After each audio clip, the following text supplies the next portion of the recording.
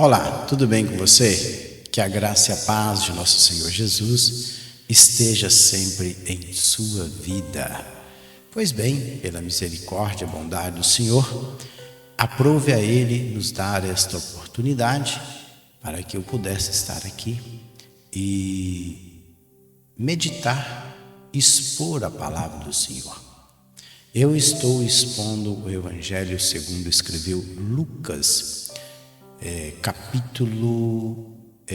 hoje capítulo 11, a oração do Senhor.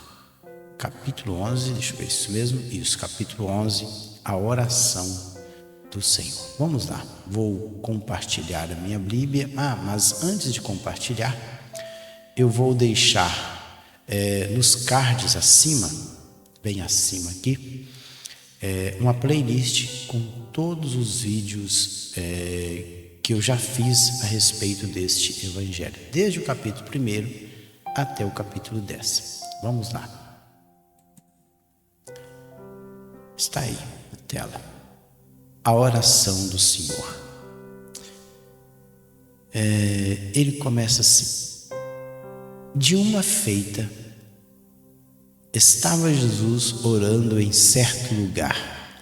Quando terminou, um dos seus discípulos lhe pediu. Interessante é que de uma feita estava Jesus orando em um certo lugar. Jesus já estava orando. Então, quando terminou, um dos seus discípulos lhe pediu: Senhor, ensina-nos a orar, como também João ensinou aos seus discípulos. Interessante, muito interessante aqui. Jesus já estava orando. Agora, eu pergunto, a oração de Jesus, ela era mais baixa ou era uma oração alta? Ninguém sabe. Será que ao estarem perto de Jesus, não dava para eles ouvirem o que Jesus estava falando? E ao ouvir o que ele estava falando, eles podiam muito bem assim ter um norte de como seria uma oração? Também não sabemos. Mas o certo é que Jesus estava orando. Ele não estava fazendo outra coisa. Ele estava, o termo grego aí, proseromai. Proseromai é a ideia de oferecer oração, estar orando, é um verbo. São duas palavras gregas compõem o proseromai. E aí os seus discípulos chegam e pedem para ele: Senhor, ensina-nos. O termo grego ensinar aí é didasco. Ser um professor, é dar a instrução. Senhor, nós queremos ser instruídos de como orar. E orar aí, o verbo novamente, proseromai. Como também o João, aqui com certeza é João Batista, João Batista, aos seus discípulos, seus matetes, ou seja, seus aprendizes. Interessante que Jesus ele não assim, ele não faz nenhum comentário antes, ele já vai logo. Então ele os ensinou: quando orardes, dizei. Então ele já começou aí. Quando orardes, dizei: Pai, santificado seja o teu nome. Venha o teu reino. Venha o teu reino. Então ele começa dessa forma: Pai, santificado seja o teu nome. O verbo aqui é hagiazo. O hagiazo aqui é no sentido de santo, é santo, tudo bem, no sentido de santificar. Mas também o termo hagiazo no grego também significa respeitado, ser respeitado. entregar ou reconhecer. Então, o termo hagiazo, ele é bem abrangente. Até porque o nome de Deus, Deus é santo. Então, além de ser santo, Jesus queria dizer mais alguma coisa: que o seu nome seja reconhecido, que o seu nome seja respeitado. Pai, santificado seja o teu nome. O nome dele. E depois ele diz: venha o teu reino. É um pedido. Vir, verbo aí. Vir o teu reino. O reino é basileia. Essa palavrinha grega aí que está do lado direito. Basileia. É o domínio. É o governo. Na verdade, o termo basileia tudo bem, significa reino também. Mas além de reino, que está ligado à realeza, ele fala de domínio, de governo. Então, Pai, que o seu nome seja reconhecido, que o seu nome seja respeitado. E depois, venha o teu governo sobre nós, venha o teu domínio sobre nós. E ele continua aqui no versículo 3: o pão nosso cotidiano dá-nos de dia em dia. Esta mesma oração, ela é registrada também no Evangelho segundo escreveu Mateus. Eu tenho uma playlist com todos os vídeos a respeito do Evangelho de Mateus, e eu falei sobre esta oração. Mas eu quero atentar para alguns detalhes entre o registro de Lucas e o registro de Mateus. Lembrando que Mateus, ele era um discípulo e um apóstolo de Cristo. O Lucas, que é o caso nosso aqui que nós estamos expondo, ele não foi um apóstolo de Cristo. Provavelmente Lucas nem tenha andado com Jesus. Provavelmente não foi nenhum discípulo. Discípulo sim, depois. Mas que andou com Jesus, não. Ele mesmo fala no início do seu evangelho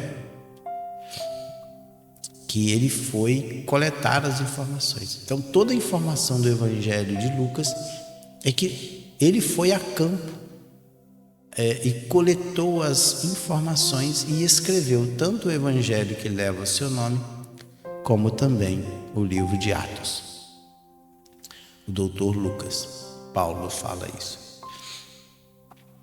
Então, veja bem como está a oração. Eu tenho outra Bíblia aberta aqui, eu não vou lá não.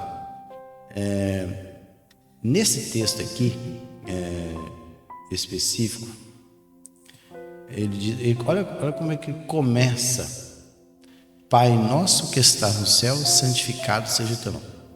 Idêntico, igualzinho. O registro de Mateus, ele é igual ao de Lucas. Venha o teu reino. Ok. Então, Pai nosso que estás nos céus. Então, engraçado que ele omite a palavra céus. Pai, santificado seja o teu nome. Lá Mateus diz: Pai nosso que estás nos céus. Perdão que realmente o Mateus no início também ele traz mais detalhes. Pai nosso que estás nos céus. Os céus lá, a palavra grega é ouranos, é o céu. Venha o teu reino. Outra coisa, ele diz assim, faça-se a tua vontade, assim na terra como no céu.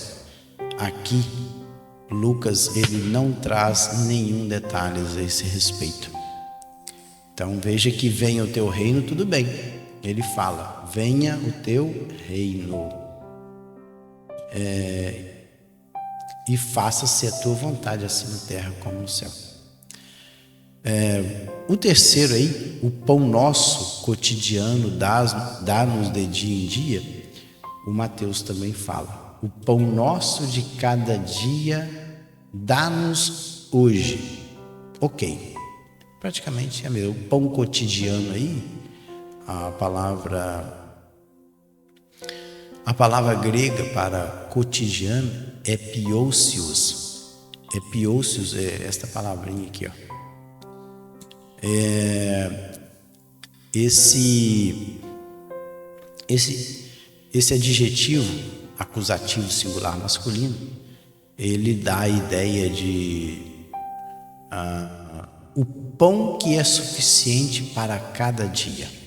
Ou seja, eu não quero o dia do pão do dia de amanhã. Está aí no lado direito da tela aí, a palavra cotidiano, epiousios. Então ou seja, eu quero o pão que é suficiente para o dia de hoje, mais nada. O dia da manhã o Senhor vai prover. Isso é confiança no Senhor. Isso é acreditar que o Senhor é o nosso provedor. É acreditar que Deus, o mesmo que prover o pão para o dia de hoje, é o mesmo que proverá o pão do dia da manhã. É aquele que proveu o dia de ontem, ele prove o dia de hoje e também proverá o dia da manhã. É isso. Então, Lucas e Mateus praticamente eles registram a mesma coisa. Vamos lá, nós encerramos. Perdoa-nos os nossos pecados, pois também nós perdoamos a todos os que nos devem, e não nos deixe cair em tentação. O Lucas ele diz o seguinte: e perdoa as nossas dívidas. Tudo bem. Dívidas lá no grego, ofeilema, aquilo que é devido, ofensa, pecado. Então, aqui ele usou, o Lucas ele usou o termo hamartia. Hamartia é errar o alvo, mas é a ideia de pecado. O Mateus ele usou o termo grego ofeilema. Ofeilema, ele é aquilo que é devido, mas metaforicamente é pecado. Então, está no mesmo. Perdoa os nossos pecados, assim como nós temos perdoado. O Lucas fala, perdoado, afieme, liberado, mandado embora, liberado aqui. Assim como nós pois também perdoamos tudo aquilo que nos deve. Então, o Mateus fala, assim como nós temos perdoado aos nossos devedores, pois também nós perdoamos a todo que nos deve. Interessante é que esse verbo aí, perdoamos, afieme, ele dá a ideia, porque na verdade o termo afis, ele dá uma ideia de que no presente eu estou perdoando, pois também nós perdoamos. O engraçado é que o termo grego aqui, ele não está no passado, está no presente, o verbo está no tempo presente, na voz ativa e no indicativo, e está na primeira pessoa do plural. Então, assim, pois também nós perdoamos. No presente, eu já perdoei, eu tenho perdoado, na verdade, não já perdoei, porque é passado. Eu tenho perdoado. Eu estou perdoando a todos o que nos deve. E não nos deixe cair em tentação. Cair aí é a palavra grega, esta aí que está do lado, eis. Eis é ir em direção. Cair não dá a ideia de entrar no precipício, mas ir em direção, para dentro, ou seja, ir em direção à tentação. Ou seja, Senhor, e tentação aí é peirasmos. Peirasmos da ideia de prova, de experimento, tentação também, que é o termo usado, sedução ao pecado, Tem vários significados. Pode ver aí no lado direito da tela que é vasto o significado da palavra peirasmo, esse substantivo aí, substantivo masculino aí. Então a ideia aqui nesta oração é que eu, nesse exato momento, eu tenho perdoado, eu estou perdoando, né, aquele que cometeu alguma coisa contra a minha pessoa. E depois ele diz o seguinte: e não nos deixe ir em direção à prova, ao teste, à sedução ao pecado. Já na oração lá de Mateus, ele perdoa as nossas dívidas, assim como nós temos perdoado, esse é o termo afieme. Ele colocou também na voz, no tempo presente, mesma coisa. E e não nos deixe cair em tentação. Então ele usa também lá, e não nos deixe cair em tentação. Está lá. Não nos deixe cair em tentação, mas livra-nos do mal. E aqui pode ver que o Lucas não usa. Então, não nos deixe cair em tentação. O Lucas traz essa ideia, mas o Mateus, ele é abrangente, olha. Mas livra-nos, não nos deixe cair em tentação. E lá ele usa a mesma palavra que Lucas usou aqui. Mateus usa peirasmos também, é prova, sedução. Mas livra-nos do mal. Ele usa a palavra mal aí, que é no grego, o mal que Lucas não colocou aqui é poneros. Poneros é a ideia de um sentido ético, mal, ruim, iníquo, mal de natureza ou condição má. Então, na verdade, quando ele pede, mas livra-nos do mal. O mal aqui não é um mal externo, porque o poneros no grego ele dá a ideia de um mal que está no homem.